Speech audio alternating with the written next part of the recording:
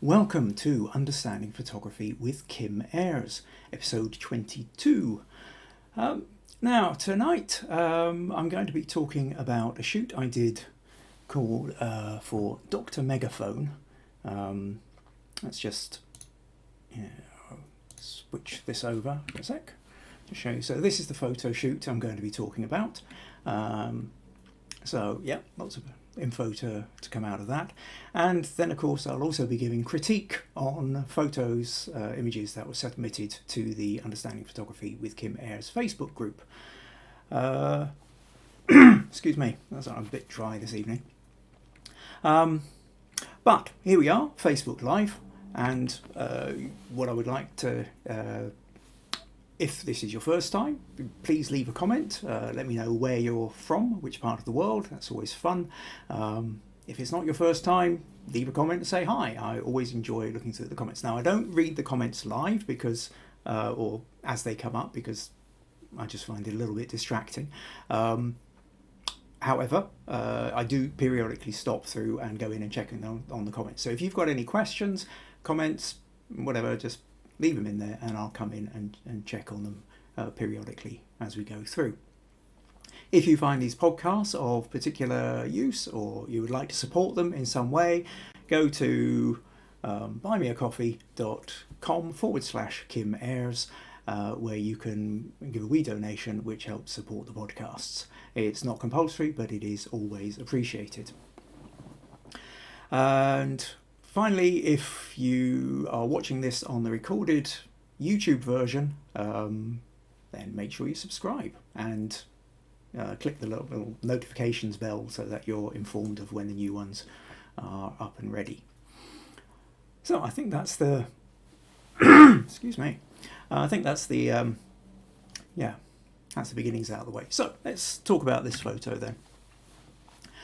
So in essence, what happened here was I had I received an email which started off with, "Dear Kim, I'd love to have an interesting headshot for professional purposes, and I'd like to get a non-boring portrait of my 10-year-old son.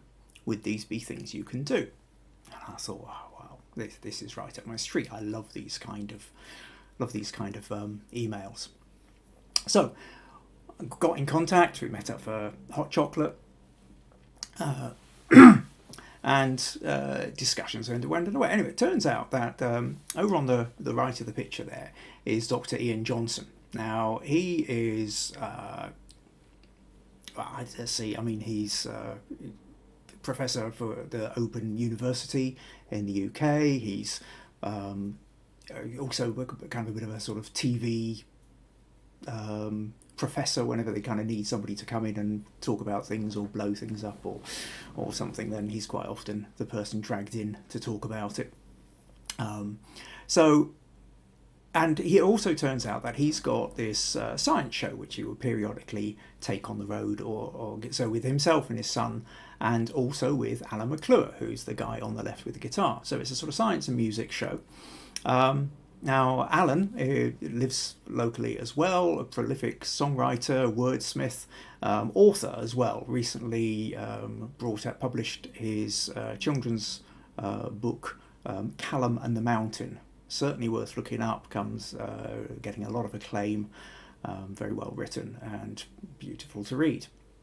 So if you get a chance, do check that one out. So what they needed then was a publicity shot for the show that they were going to be doing. So we sort of bounced a few ideas around and thought, well, what about the idea of having a sort of table with sciencey bits all set up and everything, and maybe a few sort of bubbling jars and what have you. So this all sounded a bit fun. And then a little while later, I got a few days later, I got, or just shortly before the shoot itself, I got another email from Ian saying, "I've just ordered 20 kilograms of dry ice, which will arrive with me on Friday and add an eerie mysticism to our get-together on Saturday." I replied, "Well, I hope you know how to use it, because I never have." And he said, "How hard can it be? I use liquid nitrogen at work. By the gallon. Dry ice is warm." Now, what I also did was I invited along Jade Jamieson, makeup artist, who I'd worked before with on the Money Hive manga shoot that I talked about a few weeks ago. And Jade rather wonderfully did a lot of the makeup on Sandy here, making sure he had the sort of blackened face underneath the specs, and his hair spiked up as though he had the full force of some kind of explosion in that typical kind of cartoon style science department. So space-wise, we ended up out at Kilwanity School, which is not too far from Castle Douglas. It's a private school, a long history. Anyway, this was sort of out of season.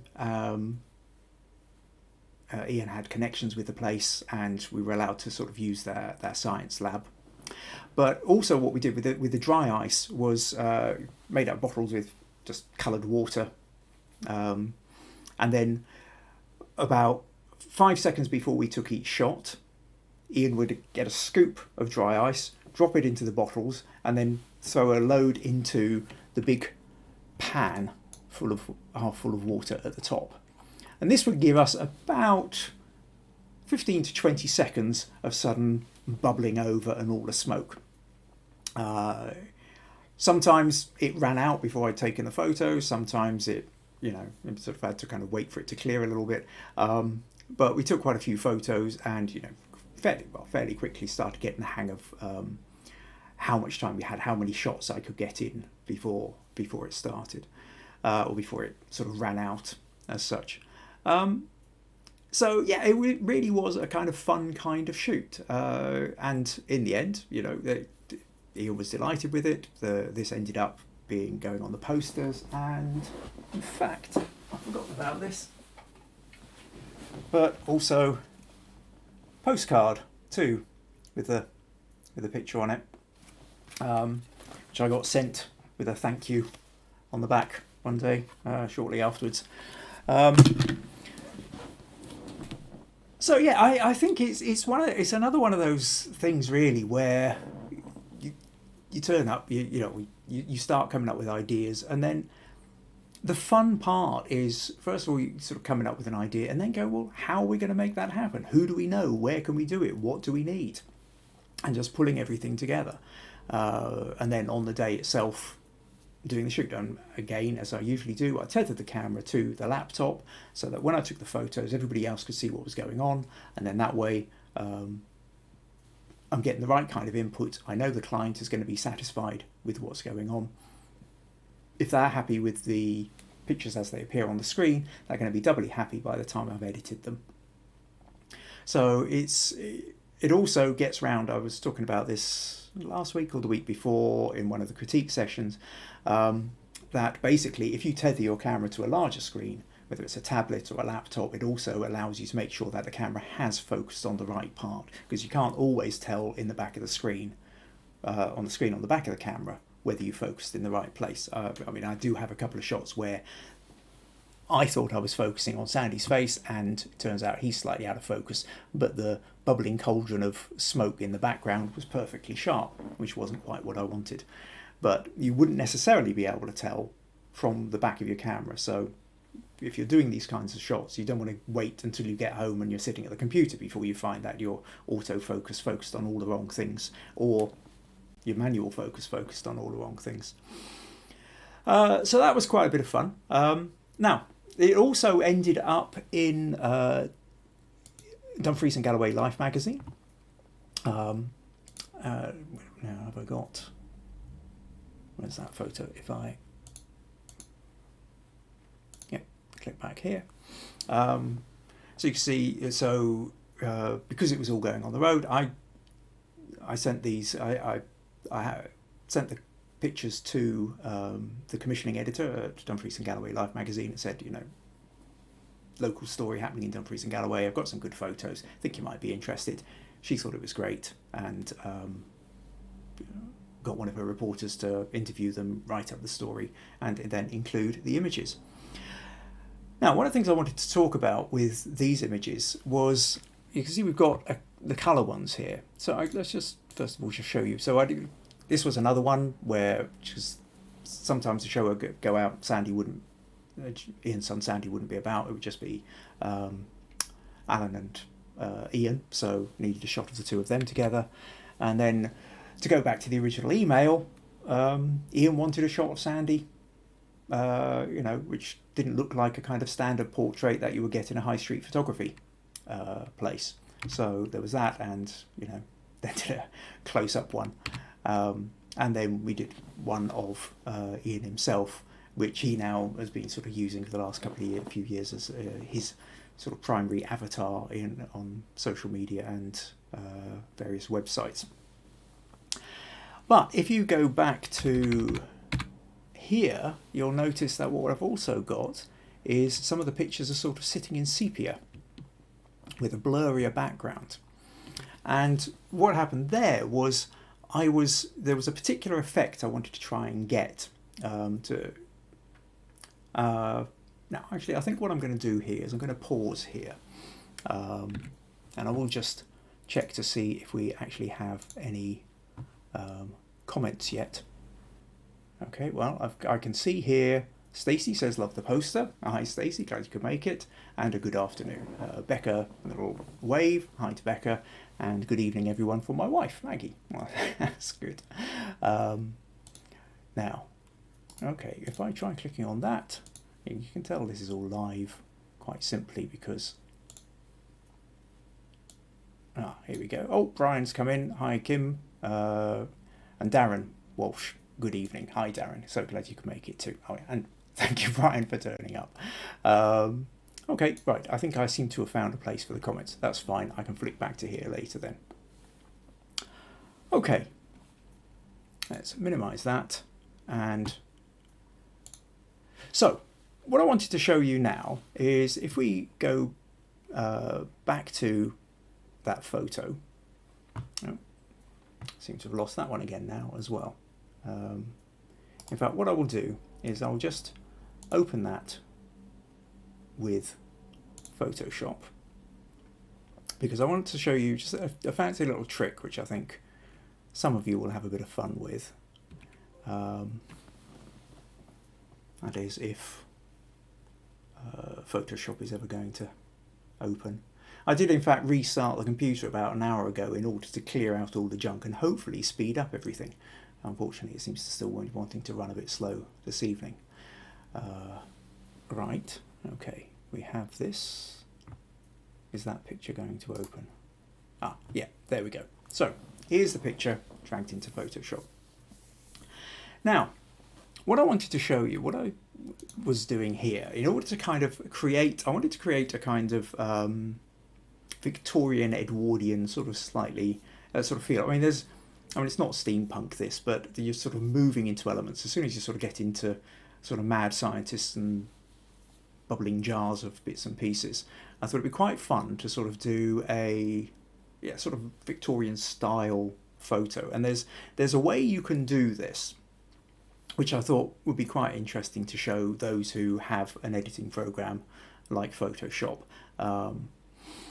So now, I mean, one of the standard kind of things to do is if I go to hue saturation and if I click on the colorize button and then drag the hue, generally speaking, to somewhere sort of about 44-ish, 42, yeah, that'll do, which gives you a kind of sepia color. Now, it's very strong, so you would take the saturation level and just take it down. Take it down completely, you've got black and white. Ooh, that's 100. Right, black and white. Drag it up a little bit and you have a sort of slight sepia tones. So that kind of gives you a little bit of a kind of, an old photo feel, except for the fact that the photo still looks quite detailed and fresh. Now, the other thing that happens with a lot of the old, if what we want to try and do is get that kind of glass plate effect, one of the things that you tend to find is a lot of the original, when photography first came out, trying to get as much light in meant they tended to have quite wide aperture lenses, which meant that there was a shallow depth of field and the background would tend to be much more blurred. Now, I'm not going to go into spending hours doing the detail on this, but I do want to show you roughly what we can do. So I'm going to take the little selection tool and pretty much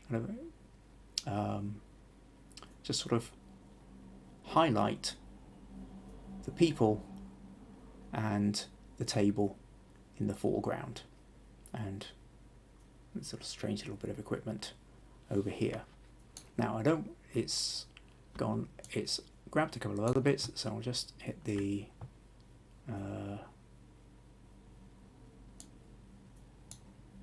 where are we going here?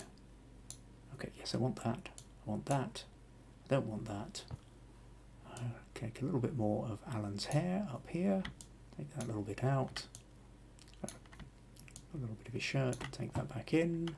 A little bit of Ian's jacket, but not the folders behind him. And take out little bits of background from there.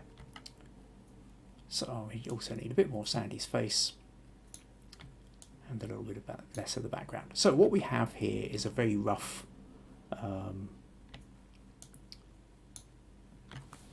cutout. So now what I do is I will create a mask, hit ordinary mask, and now I'm going to blur the background. So I'm going to go to Gaussian blur and drag that up a bit. And what you can start to see is the background. Now if I go that way, it's so blurred, that's no good. So I'll bring it down where you want to have enough that you can still see what's going on, something along the region of that. Now I've also not got all of Alan's guitar here, so I'll just paint some of that back in. So what you might be able to see here, actually I will probably just boost that a little bit more, because if you're watching this on a small screen you might not notice it as much, so I'll exaggerate it a little bit more.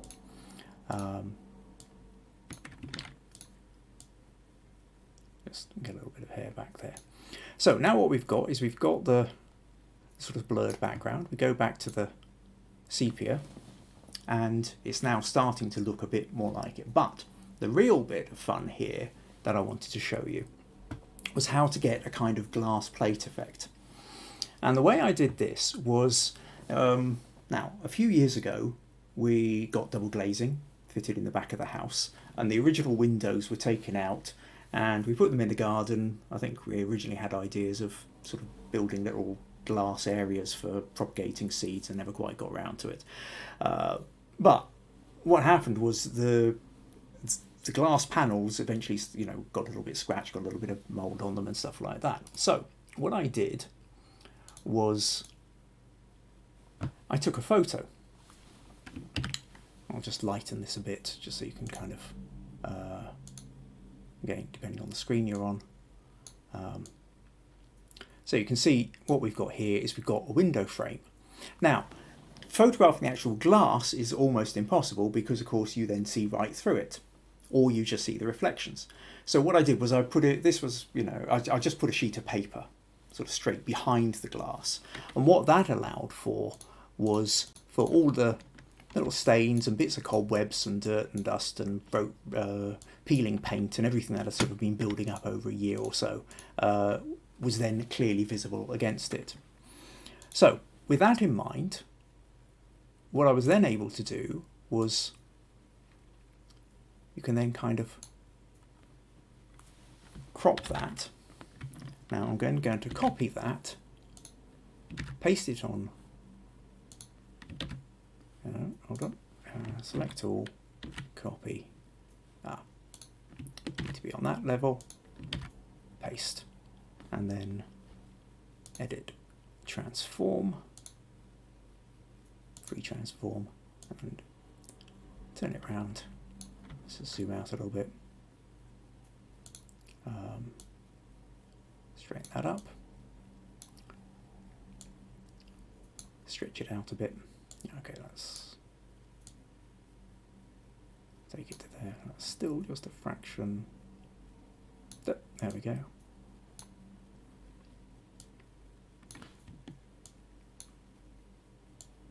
Right, now, having covered that, the key here then is the blending mode. Now, in the blending mode, there's a whole bunch of different things here. So I can do darken, and you can immediately see from that gives a particular kind of effect. Now, what I'll do, I'll just go through a bunch of different ones to show you. Multiply, takes it too far, color burn, linear burn, lighten, screen, dodge, overlay, soft light, hard light, vivid light. So there's a bunch of different ways that you can lay that over the top. Didn't quite mean to do that one. Now, another thing let's go back to normal. What I did with this, if I invert this, so image adjust, invert, so basically make a negative out of this, and slide that down to about 50% so we can see what's going on behind.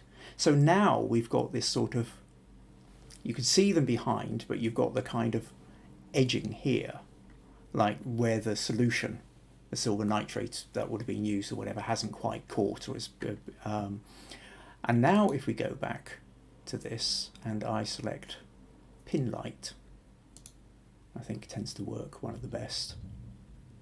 Now you can see what it looks like is we've got this effect up around the edges, the blur in the background, and it just looks very, very glassy, really.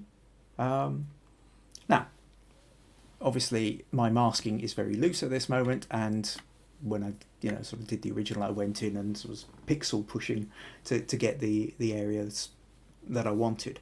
But it does show you that a sort of relatively kind of quick effect for creating something which looks a bit more like a kind of Edwardian or Victorian glass plate photo, which was kind of fun and has been used in a couple of places. Now, obviously it's not. They're not wearing Edwardian or Victorian clothing, for one thing. So that kind of maybe spoils that illusion. But as a little bit of extra fun, just used occasionally in places where it becomes shortcut language for sort of weird science going on. Almost that kind of living room science in a way.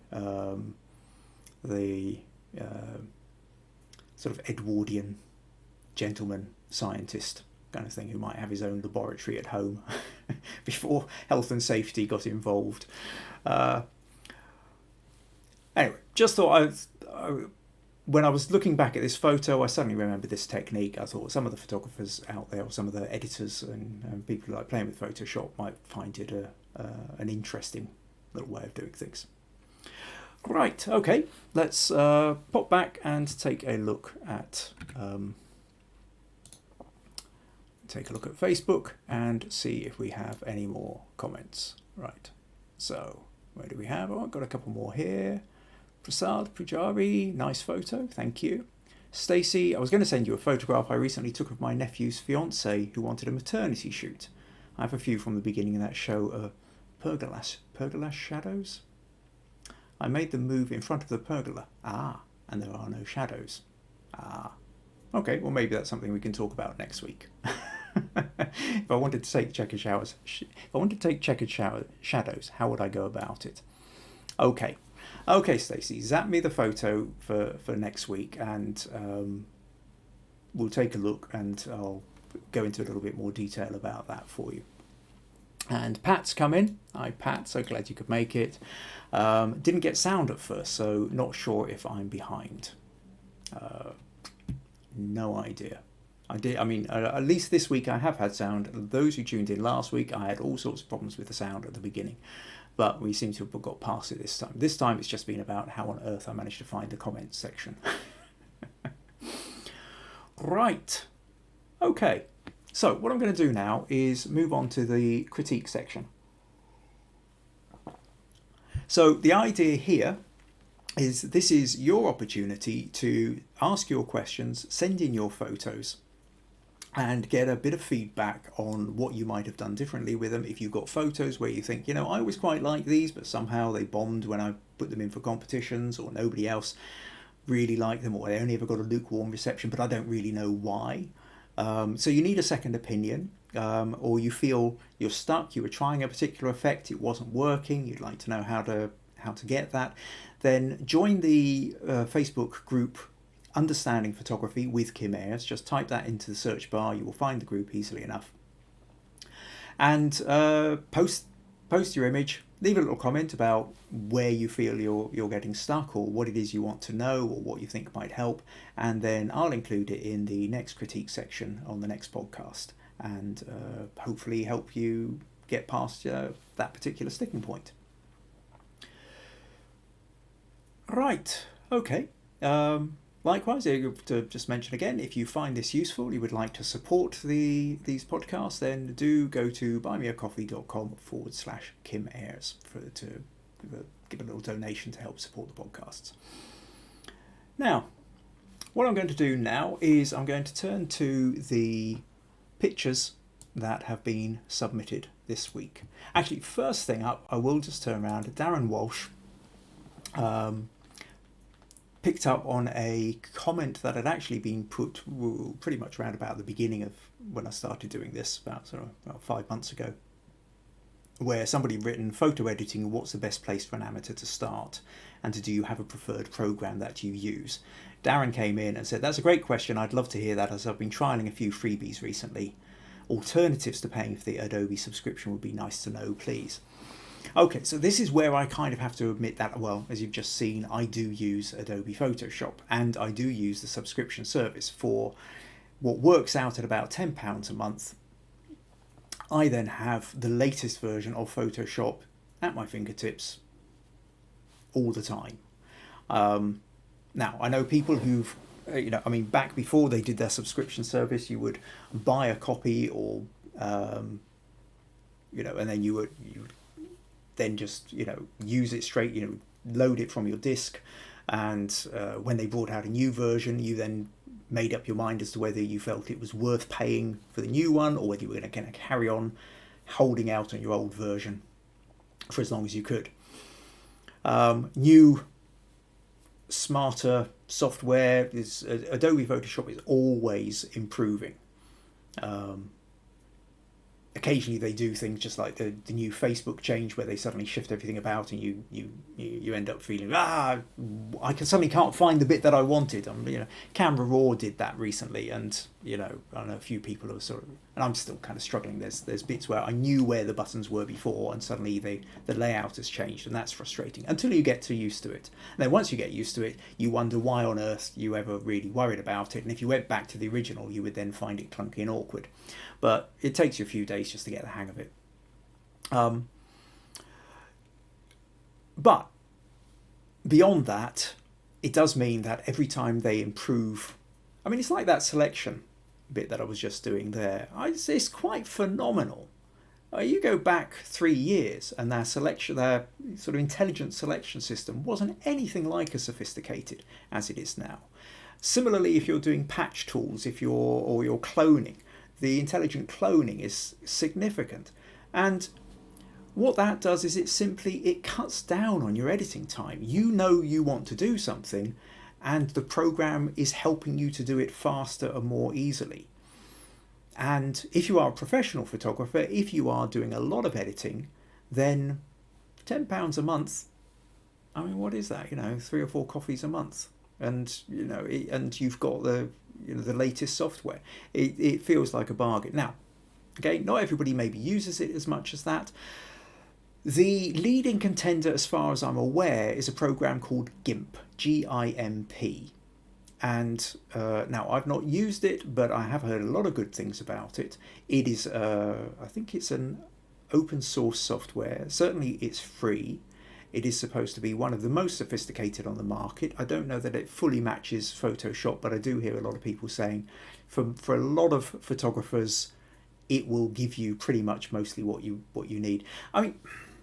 A lot comes down to how you're going to use it. If you're just needing a program for cropping, a little bit of lightening and darkening, changing your curves, putting a vignette in, to be honest, you can do those things on your phone mostly. A lot of the most simple, straightforward, basic, most common editing things are built into an awful lot of free software. Like I say, they're just the editing software that comes with your phone or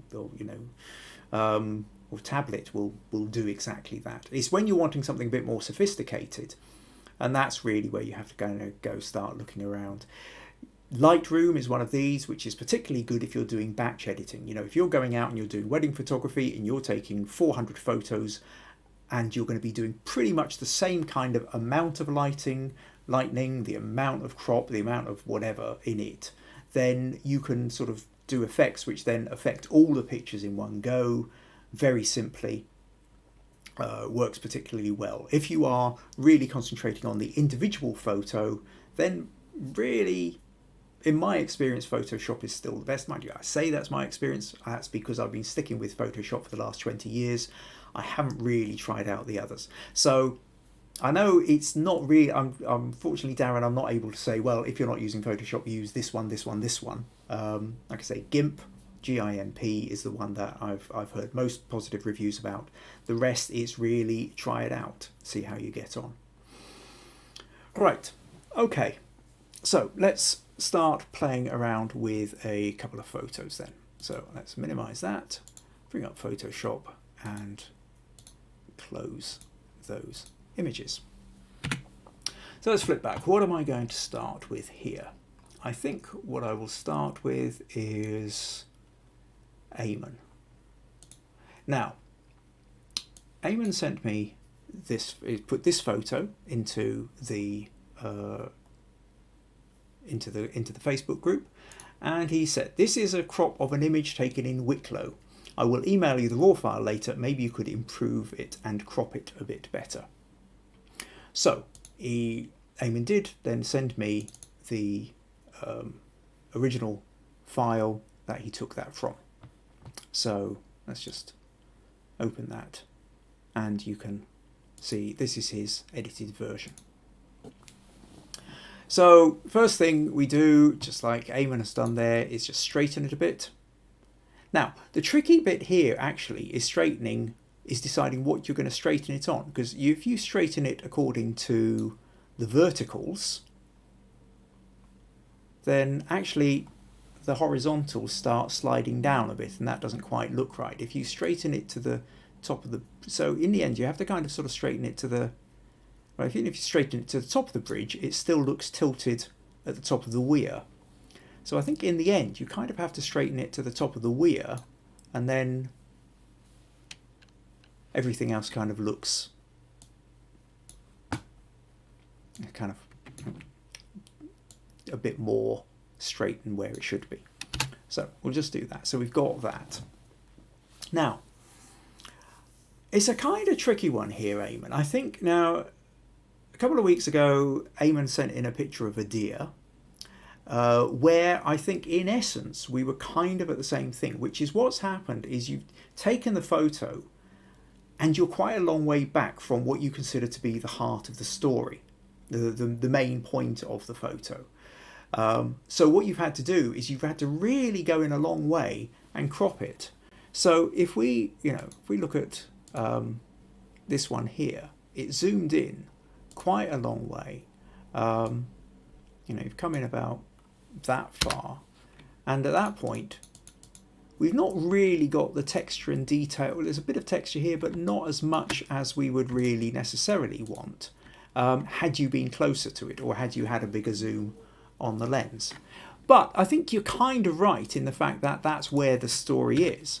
And if we go here, really the big problem that we've got is there's an awful lot of tree here, there's an awful lot of undergrowth here, we've got the river coming down, there's not it's just sort of a mass of green without a lot going on. So what is going now, another way you could crop this is to, well, let's just explore a couple of different crops. Your traditional kind of rule of thirds style of crop would have the bridge sitting maybe a kind of third of the way across, something like that, and that gives a bit of a sense of movement, but it does still, this overgrowth really, all these trees here really is taking up a lot of it. Another option would be to go for a vertical crop, in which case what we would maybe do is try and get a little bit of that diagonal of the, so you still want a little bit of that river, but it is still tricky in the fact that a lot of this tree here is really dominating. Now I think what this is doing, this kind of crop, is at least giving you that sense of once the water has come under the bridge and then goes down the weir, you do have the river coming onto it. If we undo that again, I think it is, in the end, you know, part of the thing is here that your story is closer in. But I think the question is then is really how much of the weir do you want and how much of the river. The next part to this really is the shutter speed and how fast you want to have. Looking at the information that comes in with the photo, your shutter speed is at 1/50th of a second. Now 50th of a second is quite slow, so the water itself isn't sharp, it isn't kind of sharply caught, but at the same time it's not slow enough for it to be smooth and silky. And I think when it comes to photographing water, I think the main thing is you kind of need to go in two directions. You either go for a very high shutter speed and you literally sort of catch the droplets frozen in mid movement, so it's like little balls of glass, and it just becomes, you know, you really get that sense of the detail that you can't see with the naked eye that is frozen. Or, like I say, you go for a slow shutter speed. Now if you manage to get, say, a 1 second shutter speed exposure with this, then it would have started coming quite smooth and creamy, and that gives you a different kind of feel of movement. And I do tend to feel, Eamon, that the 50th of a second is a kind of, it's an in-between bit which doesn't satisfy either way. It really is one of these things worth experimenting with, though. And I would do that, you know, play around with the idea of shutter speed and water, because either going to a very high shutter speed and capturing that sharpness, or that's kind of silky smooth, both of those I think tend to be quite rewarding and fun, because really what you're getting there is the camera is then enabling you to capture something that you don't see with the human eye. The human eye can't, you know, we're capturing movement. The photo, I mean, philosophically, going off on a slight tangent, but it's still worth it, is a photo is a two-dimensional representation of a three-dimensional object. We're looking at a flat screen, but at the same time we have the impression of moving up a stream toward, we have a sense of depth. But more than that, it's a two-dimensional representation of a four-dimensional scene, because it happens through time, and moving water, never more so is that illustrated than water that's moving. The movement of water happens through time, and we observe things as they happen through time. In the same way, when you listen to music, you hear music through time. A single note makes no sense on its own unless you understand the notes that come before it and the notes that come after it. So photography is about creating the illusion within a two-dimensional space of something more. And if you're trying to capture that fourth dimension of time, that's where the shutter speed becomes the all-powerful aspect of it. So when we come to something like this, yes, there's the cropping. You can play around with the cropping. I mean, I've got it here to show a little bit more river than you had. You've come in closer because you want more of the bridge. That's fine. And definitely, really, if it was the bridge that you were most interested in, you could really have just been in much closer to the bridge. I mean, if we stick the glasses back on, we could, if I just, you know, literally grab, say, that bit, and in fact, you know, you could even go in closer and not make anything of the weir at all if it was essentially the arches that you were most interested in. And then you could sort of play around with your light or dark with that. But actually I would probably move it that way a bit, I think. Yeah, it doesn't really matter. Anyway, so there are different stories, and the crop is dependent on what bit what story you particularly want to go for. So there isn't a definite right or wrong crop. What there is there's a crop which helps support what you were wanting, Eamon. You know, if you're wanting a close-up of the bridge, that's the kind of crop you're going for. But of course, you were a long way away, so you'd be better off being closer to it or having a more of a zoom lens. Otherwise, you know, a crop like this gives a bit more of the river, and then of course we can go back out to your original crop as well. So there's a number of different crops you can do, but also do think about that notion of shutter speed and time. So I hope that gives you some insights, gives you some ideas to play with. So thanks for that, Eamon. Okay, let's do a little flip back, see if we have any more comments.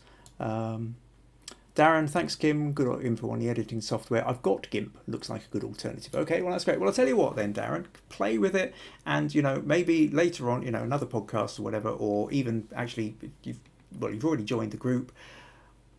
Let us know, you know, stick a few comments on, give us a sense of whether you think that GIMP is working for you, whether it's a good strength and it, you know, it is a good alternative.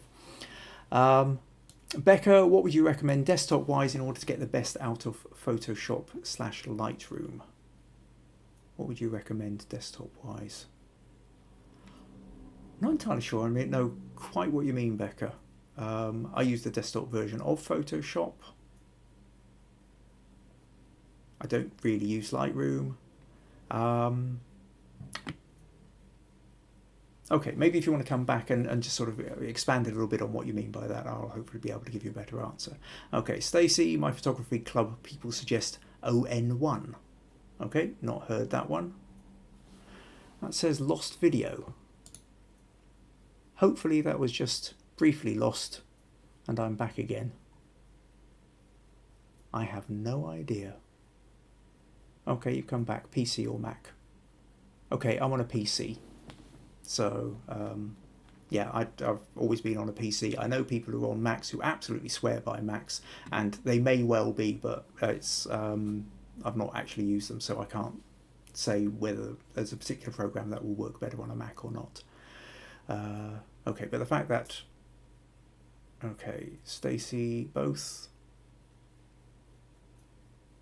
Now, you see, this is where the problem comes from trying to follow the follow the comments. I'm now not sure who's talking to who. Right, I'm going to come out of the comments and I'll move on to the next picture. Right, okay. So that was Eamon and that. So what are we going to talk about next? I think, let's see, let's go to Jackie. Okay. So Jackie has sent,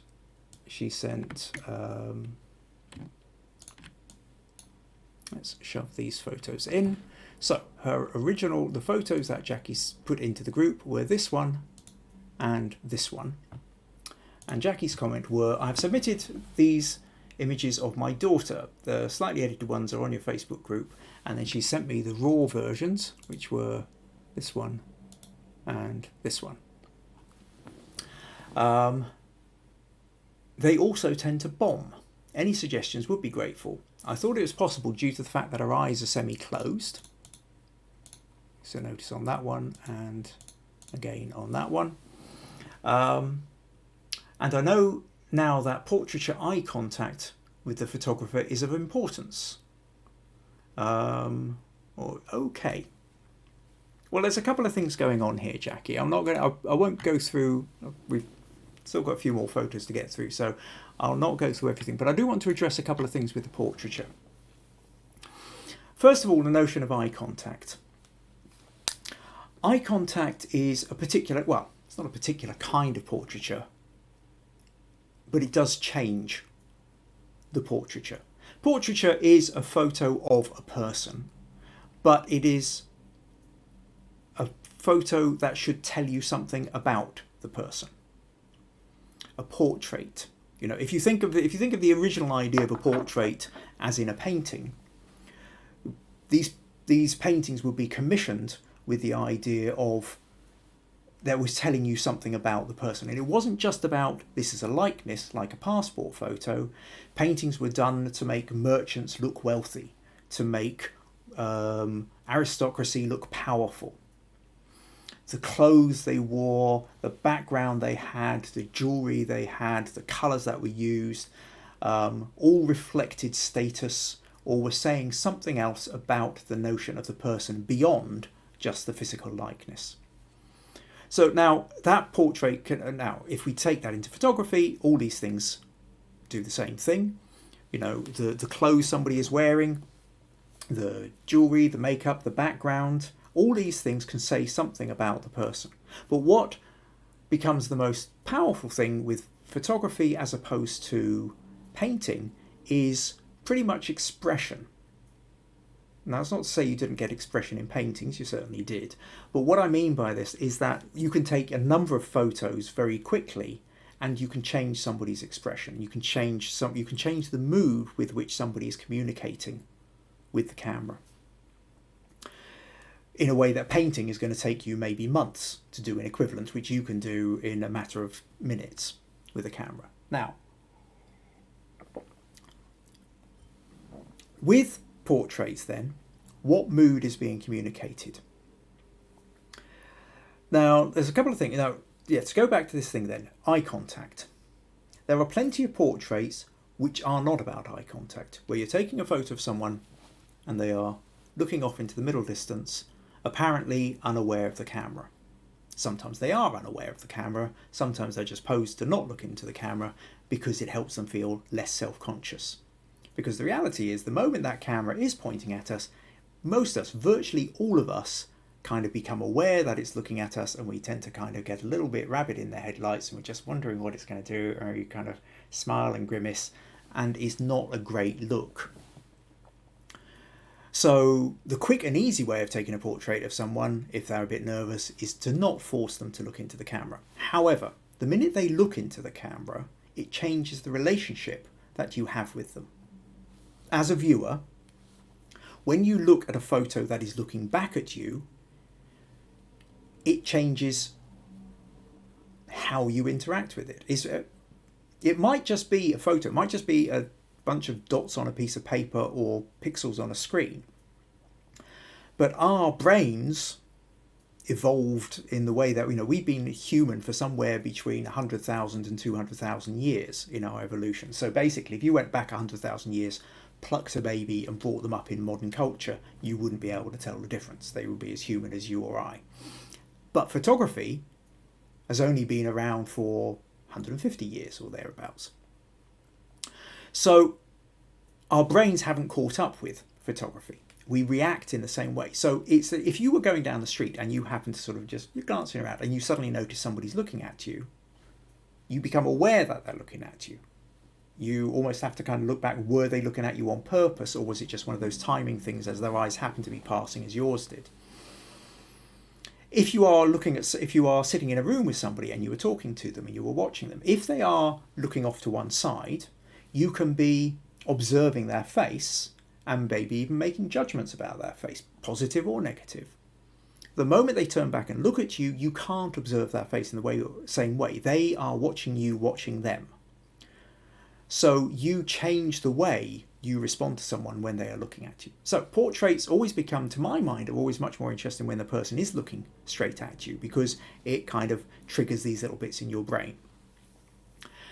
So in answer to that bit, do they have to be looking at the camera? That depends on the kind of portrait you're going for.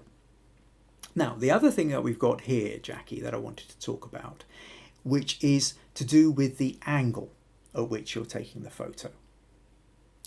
Because where the camera sits can make quite a bit of difference as to the way the head shapes and the power relationship between the viewer and the sitter. Now, what you're doing here, because your daughter's got her head tilted back, you're looking up her nose. Her jaw is closer to the camera than her eyes are. Her eyes are naturally dropping down in order to look at you, because if she goes wide-eyed, it's really difficult, looks really strange. So, so she's looking down, so her eyes are narrowed and her jaw appears to be squarer and larger proportionally to her eyes. Now, that in itself tends to be a more power picture. If you think of, for example, for those who can remember, all those photos we ever used to see of, say, President Obama, they were always taken from slightly below because you were always looking up at him, which gave him an immediate position of dominance, of power. And it made his jaw look larger, his eyes look smaller, which is a sort of slightly more masculine trait, which has then become associated with more of a power stance. Now, if you compare that to, for those of you who remember the days of Princess Diana and how she always seemed to be looking up out from underneath her fringe.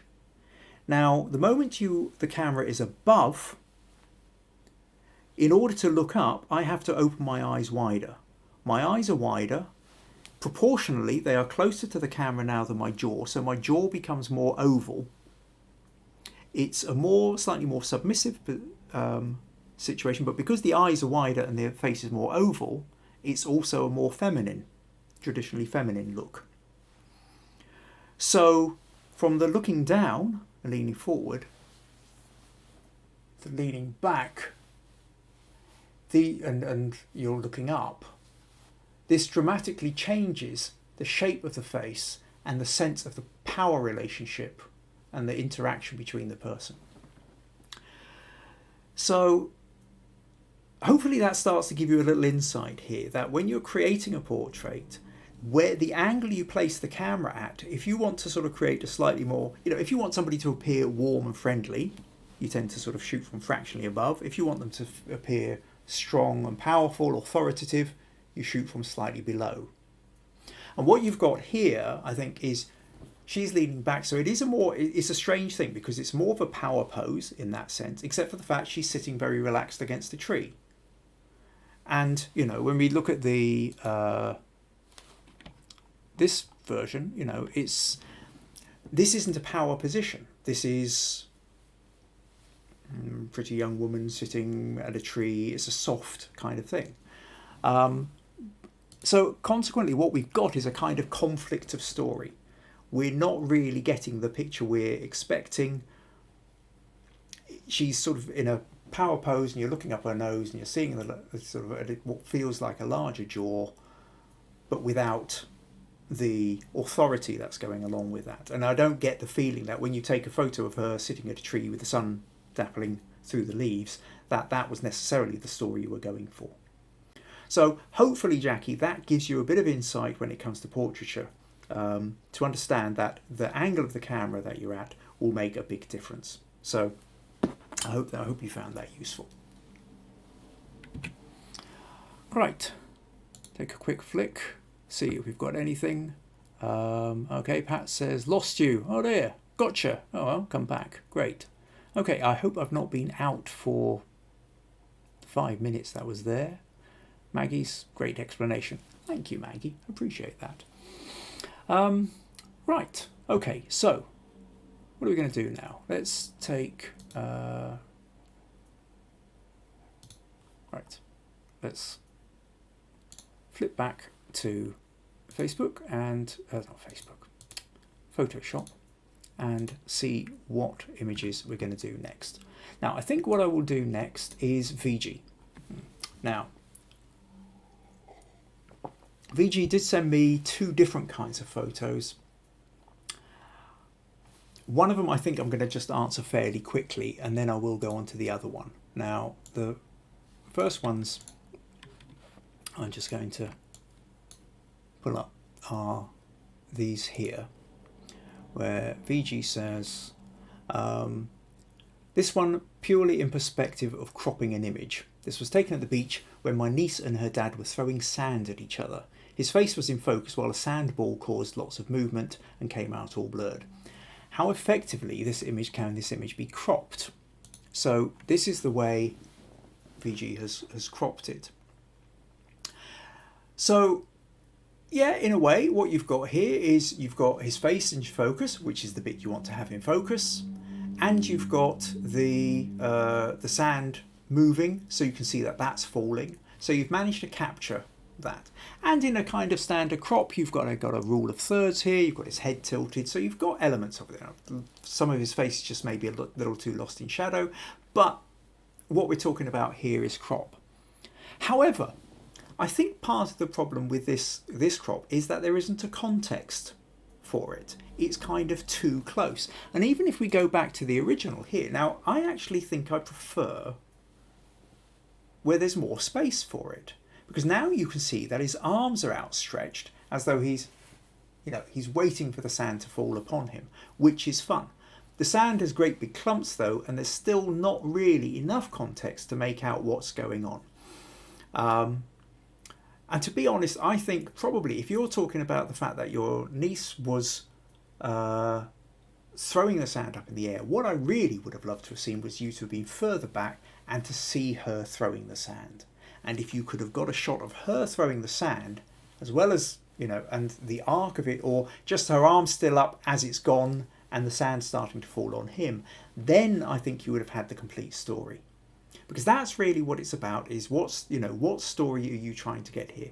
And the story, if the story is about the girl throwing the sand on her father, you need to see the girl throwing it as well. Otherwise, we're not 100% sure. Depending on what state of mind I'm in, that could be scones and cake and nice bits of baking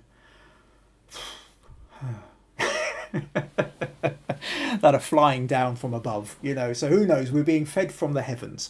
There are other interpretations to this, and without a context for it, it's not necessarily going to show you. So just wanted to mention that one, VG. But I will now go on to your main picture, or pictures. Now just go to, I've got 3 here. You've been busy making, so let's talk about the unicorn first. So what you said, there's very last minute submission, blah, blah, blah. Made some figurines out of clay, not perfect ones, please excuse. Needed some objects to try out my new lens, because VG recently got a 50mm 1.8 f1.8 Canon lens, and tried taking them with natural light. Some areas are blurred, some clear. Please guide with regards to how improve the focus when we use the 50mm lens.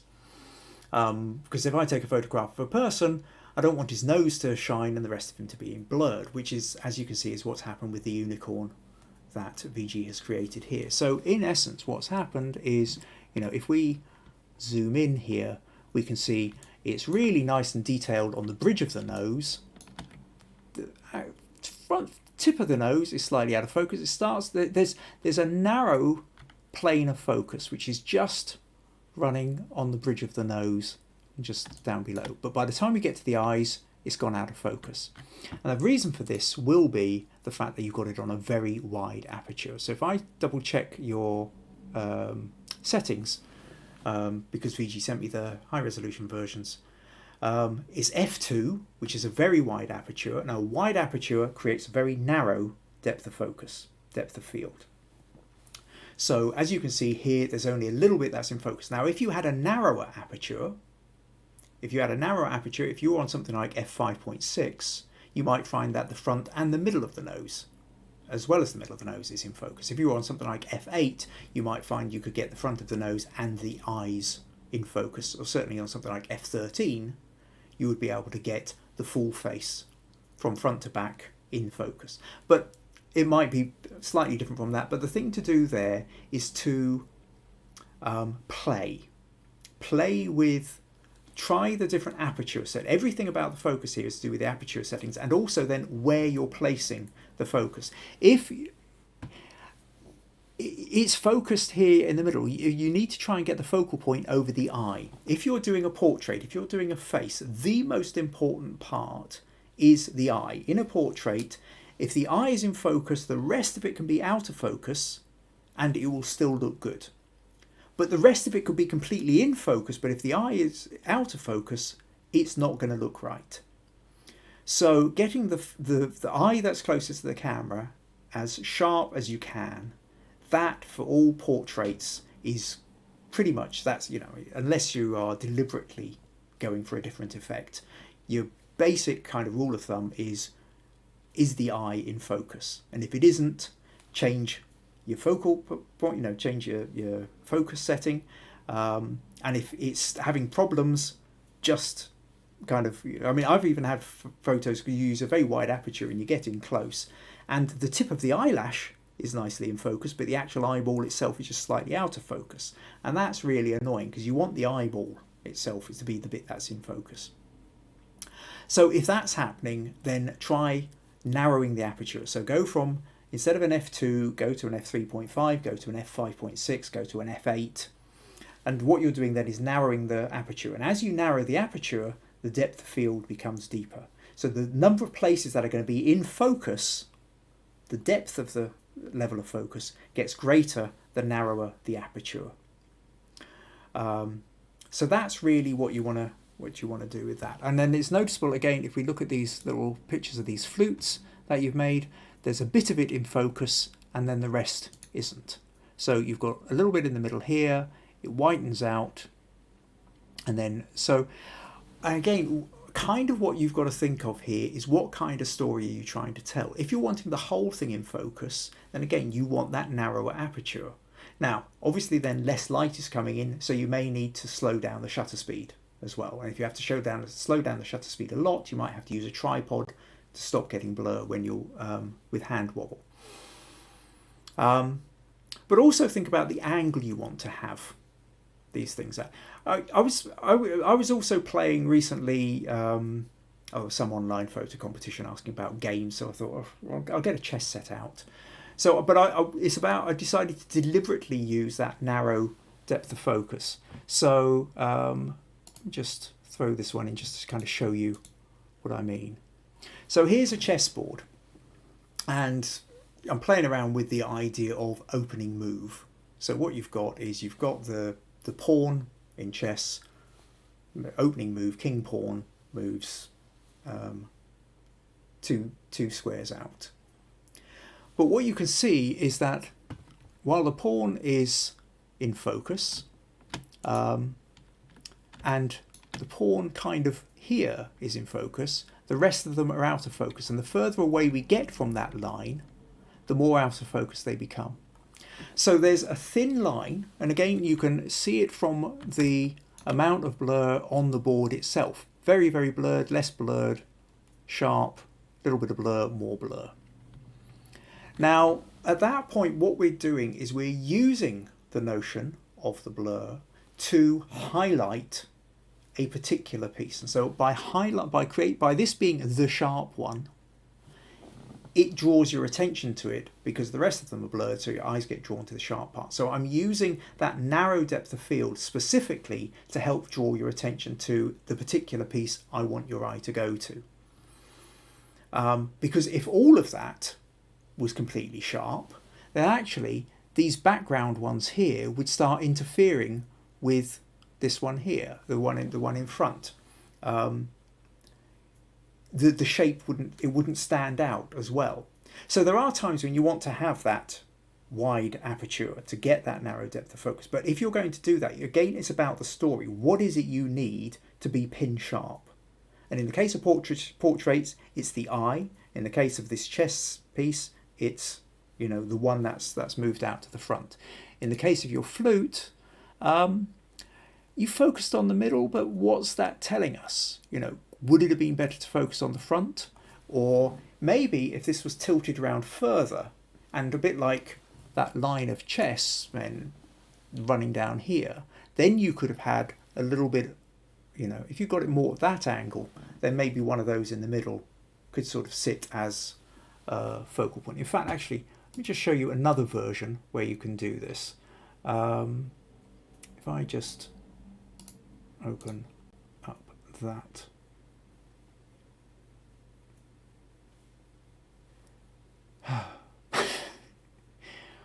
I have no idea why it's taking so long. I just wanted to, okay, that's gone like that. Will I be able to find the picture that I want now? Alright, yes, there we go. Let's open that one in Photoshop. This is another version where you're looking at piano keys. It's another great one for working out where things focus on. In this case, this again has got an f2.8, so it's quite a wide aperture. I've got the piano keys going along, and I have focused on this one here. So this one's sharp, and the further away you move from that point, the more they go out of focus. And so what it does is it just draws your attention to that particular place within it. Now, when everything else is the same, is uniform, you know, like a row of chessmen or a row of black keys on a piano, then it could be quite a fun little effect to play with. And maybe on your flute, where you've got a whole bunch of holes running along, you're just focusing on one of them. But if you've not got enough of that, maybe if you're wanting to get the whole flute, then you turn the flute sideways so that everything is going to be onto it. Or if you want it lengthways, then you just have to widen your aperture, narrow your aperture. So you make your aperture smaller, bigger F number, and hopefully that should then give you what you're looking for. So I hope that makes sense, Fiji, and hopefully is useful for you. Okay. Any mail? Oh, Charlotte, that's my niece, Charlotte. Hi, Charlotte. Glad you could make it along. Raining cake, smiley face. Oh, I'm glad I'm not the only one who thought it was funny. Right. Okay. So, back here then, let's just close these, and I've got one more picture to look at. And this one is from Darren. So, what are we going to do? I'll just take this one, and well, I will show you the Darren. This is Darren's edited one, which he put in, and then he also put in the unedited version too. But Darren's comment was, right, let's find a photo. Would appreciate some feedback on this one. Mainly, it's the crop I was interested in, as I've tried portrait and square, and finally plumped for landscape, as it gives more space around the lens ball. Okay, so what we've got here, I think, I mean, it's a really fun idea. He's got a lens ball, so it's just this round glass ball. And when you place it down, what it does is all the light coming into it flips around, and you end up with an upside down image. But he's then also placed it in a little ring, to stop it rolling off, presumably, onto a glass table. So what you've got is you've got the light coming in, and because it's sort of focusing in the light, he's used, now what aperture have you used on that, Darren? I don't know, you haven't sent me the original. Okay, I would guess this will be another kind of wide aperture job. It will, you know, I would guess probably something like, could be an f2.8, could be an f3.5. I'd be surprised if it was much more than that. So a fairly wide aperture, and what that means is the background becomes very blurred. Now, by focusing on just the ball, that has then become a lens to show the background. The background is a nice sharp focus, but but only through the ball. Everything else is now blurred out. But then what he's also done is he's placed it on a glass table, so you then get the reflection underneath it. Now, additionally, what happens is with these lens balls is there's a lot of physics involved. Well, not a lot of physics, but basically, if you understand the way light moves through things, it flips the image, and the image is upside down.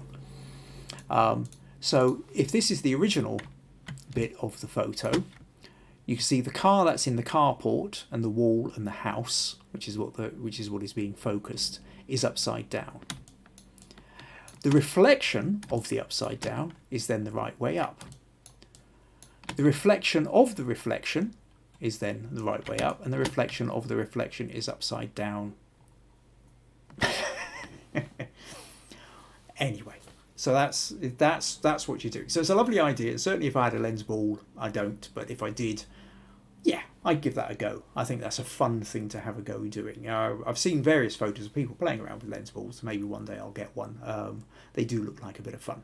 But to come back now to your point, which was you wanted to know about the crop. So this is an interesting bit. So what he's saying is, I've tried the square and I've tried the portrait. And where this comes in is because now what I don't know is whether this is fully the original crop, or I'm just going to go with the fact that you took the photo like this. I don't know whether there was any more space around it. But what he's talking about is if we make this portrait, which is kind of quite tempted to do, because you've got piece above, piece below. You can do that. And yeah, that gives you something. It looks a little bit like an hourglass. But I can see why you didn't really want it, Darren. It does feel just kind of too close in. The other option you talked about was maybe making it square. So let me just come in. That's 430. Yep, there we go. So that's square. So we just adjust that. Again, maybe slightly better, but still kind of feeling like... So what you've done is you've gone for a landscape version, so you've got more space around it. Another way of doing this, interesting, and there's been over different episodes, we've periodically talked about the notion of what happens if the image is flipped horizontally. So because we tend to naturally read from right to left, certainly those of us who grew up with the Western alphabet, we tend to, so with this it feels like there's space, you're coming into the space and then you're kind of hitting the ball.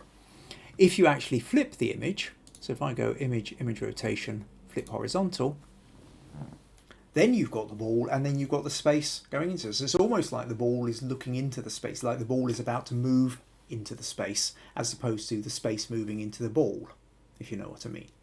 I hope you know what I mean. So there's that, so that's another option to play with. But I was looking at this earlier, and I think what I'm going to do here, I'm going to go to here, and I'm going to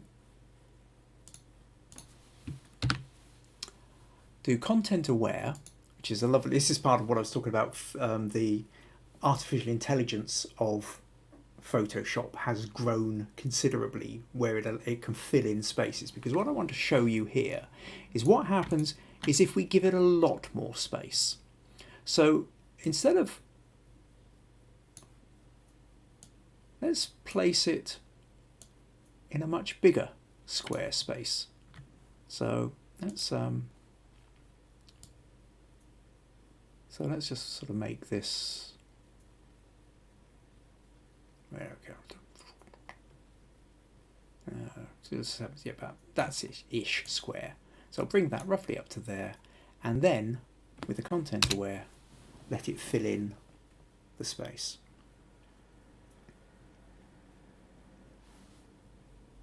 Now, for my money, that is a much better crop. There is a thing whereby there's a real temptation all the time to crop in, get closer, closer, closer. Much like with Eamon's photo earlier of the bridge and the weir, or his previous one of the deer, where's the story? The story's in that part, zoom in closer, closer, closer. But sometimes you want to pull out. Sometimes you need space to breathe. Now, I think something like this, then kind of it's now got much more of a sense of sitting, because part of the beauty of what you've done here, Darren, by creating the lens ball, having a blurred background and sitting it on a glass reflective table, is it looks like it's kind of floating in midair. And by creating more space around it, you manage to take that idea and really ramp it up a bit. Now, we can then play around a little bit more with maybe we kind of want to let's just brighten it. I'll put auto, just brighten that a little bit, give a little bit of vignette around the corners so that our attention gets drawn into the middle a bit more. Maybe play a little around with touch more texture, touch more clarity, something like that. Anyway, I was just playing. You don't have to do these things. But now that you've got this amount of space around it, I think you that effect that you were going for, which is this sort of round picture that's hovering in midair and is beautifully reflecting, I think that works better. So it is an interesting idea with a crop, that we get caught up with the idea of cropping as in going forward, but sometimes it's about coming out. Now, I don't know whether there was enough table for you to have done this with the, in its original format. But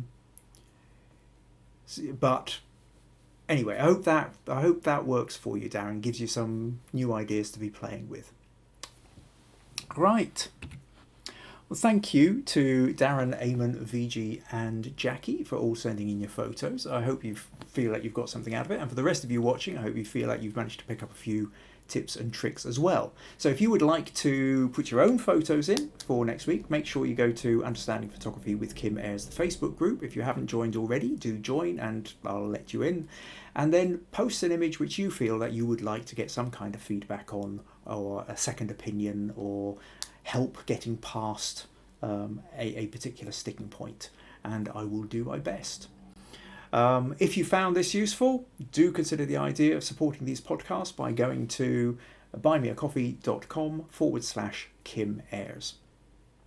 Now, next week, I'm going to be talking about the Money Hive Comic Festival. Now, for those of you who will go, but Kim, you talked about that just a few weeks back. This is the one that happened a year later. It was the 40th anniversary of the comic book 2000 AD, which has a whole load of history behind it in its own right. So there was a slightly different feel to the mood of the comic festival. I teamed back up with Ralph from B20 Hairdressing Salon again, and we got a different set of models and did a different style of shoot, and it was a lot of fun, and I think there's plenty of story to be had in that, so I'll be talking about that. But also, make sure you submit your photos and your questions, and we'll have some fun looking through those as well. So that's pretty much it. Thank you very much for your time. One last quick flick back to comments. Where are we at? Kaylee comes in and says, hey Kaylee, is this you coming in late or is just waving? Doesn't matter. Darren, yes, original with no crop. Okay, so yes, that was the size of the one that you were going with. Stacey, I think that was a good crop. Becca, love your photo, Darren. Have a lens ball myself. They're great. Oh, this is good. This is great. Having fun, commenting to each other. I like that. I like that when you start getting the comments going backwards and forwards. We're creating more of a kind of community out of this rather than it just being you sitting watching me talking to you. Keep the conversation going. I enjoy it so much more when this is going on. And Darren comes back in. That's great, Kim. Thank you. The extra space around does make you look better. I was using a zoom lens, so not so much table. Great. Yeah, that's great then, Darren. Okay, that helps fill me in on the detail. And I'm glad it was useful. Right. Thank you very much indeed. And I look forward to seeing you all next week. Take care. Bye-bye.